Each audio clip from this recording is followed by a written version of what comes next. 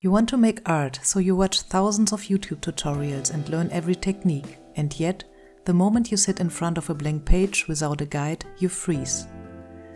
Here's the uncomfortable truth. Those tutorials are the reason you are stuck. You've spent so much time following other people's choices that you've forgotten how to make your own.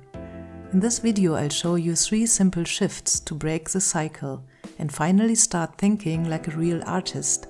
And at the end, I will give you a stress relief tip that keeps you moving for sure. Before we talk about the shifts, we need to look at the real problem. Technique is not the same as artistic expression. Technique is a tool. It shows you how to do something, but it doesn't reflect on why you are doing it. When you copy one YouTube style after the next, you are not learning to make art. You are learning to follow instructions. And that's why you freeze when the instructions disappear. You haven't practiced making your own decisions, so let's change that. The first shift is this: do not copy to imitate, copy to understand. Copying without understanding is where the frustration starts. If you only care about the final result, you'll compare your work to the original and feel like you failed. You'll say, "I can't do this." But that's not true. You were just asking the wrong question. Instead of asking, "How do I make the same picture?" ask, "What decisions did the artist make?" Notice the surface. Is there a lot of empty space? Is the line soft or aggressive?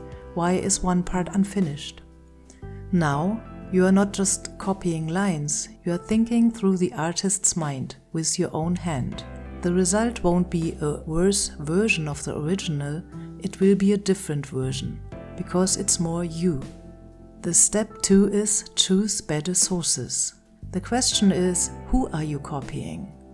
YouTube artists often rewards effects, bright colors, quick tricks, and clean results optimized for clicks. But if you only copy what's clickable, you stay on the surface. Go deeper, look at art history, go to museums, look at sketches and unfinished drawings, the strange, raw, imperfect works that weren't made for an algorithm. There you will find the real power of art, searching, struggling, and transforming perception. Real art isn't always pretty. It can be tense, rough, or awkward. That is where you understand art at thinking on paper. Step 3. Translate it into your own language. Once you've studied an artistic decision, you don't stay in their world. You translate it. Take what you understood, a rhythm, a contrast, a way of using space, and move it into your own work. Choose your own subject and begin. It's like learning a language. At first, you repeat words and copy the alphabet. But eventually, you stop repeating sentences and start forming your own thoughts. Your artistic voice is already there. You don't have to invent it. You just have to uncover it.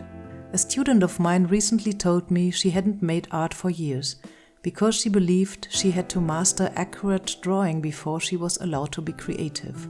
That is the ultimate trap. When she started using these 3 shifts, everything changed. She allowed herself to play again. Her drawings improved, but more importantly, she felt excited again. Something opened.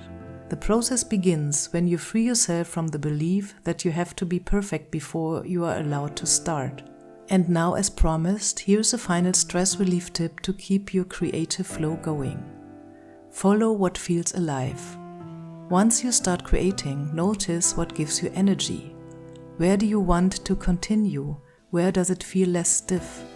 Put your head aside and stop controlling every mark. Your visual language appears when you follow your curiosity and joy, even if nobody else understands it yet.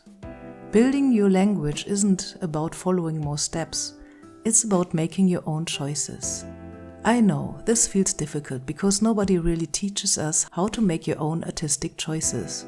And this is exactly what you can learn with me on Patreon, how to trust your perception and start making your own decisions on the page, even if you're a beginner or an overthinker. If you have questions or want to share your own experience, please leave a comment. I'd love to read it. And if you still doubt whether you are a real artist, watch this video next.